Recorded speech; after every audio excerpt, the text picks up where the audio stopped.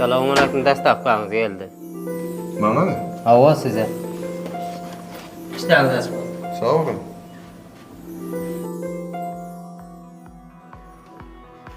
Dostum, ne yapacağımı ne atıp bildin?